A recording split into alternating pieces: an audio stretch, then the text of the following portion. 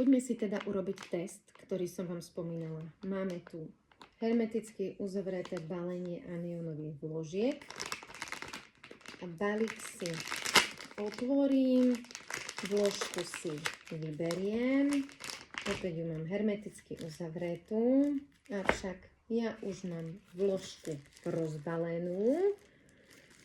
A aj nožničkami som si vlastne nastrihla tú vložku. A tu je ten aniónový pásik, ktorý ja si teraz vlastne odtiaľ vyberiem. Ja vám to hneď ukážem. Tak.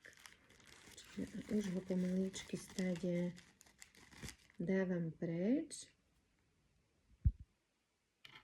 Už ho pomaličky odtiaľ vyberiem. Takto to vyzerá. Takto to vyzerá, no.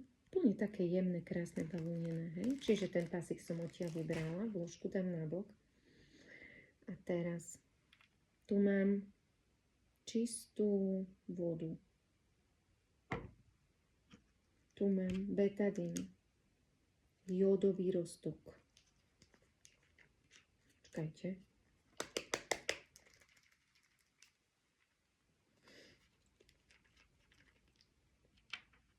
Kvapnem do tejto vody 2 kvapky. 1, 2. Voda sa nám zafarbila. Áno. A ja teraz pridám do tejto jódovej vody tento pásik. A uvidíme, čo sa stane. Nemám to ale po ruke lyžičku. Momentík, idem si po lyžičku.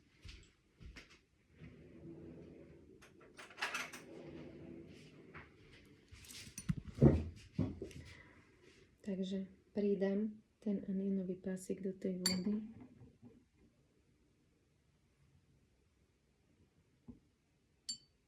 Vodička sa nám nádherne, ale že nádherne vyčistila. Je číra. Je číra.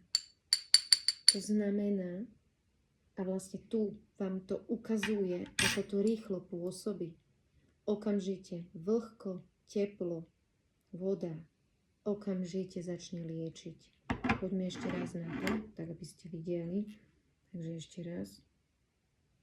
1, 2 a priložíme, skúsime dať 3 kvapky. Opäť mám to hnedé a opäť mám čistú vodu. Opäť mám čistú, krásnu vodičku.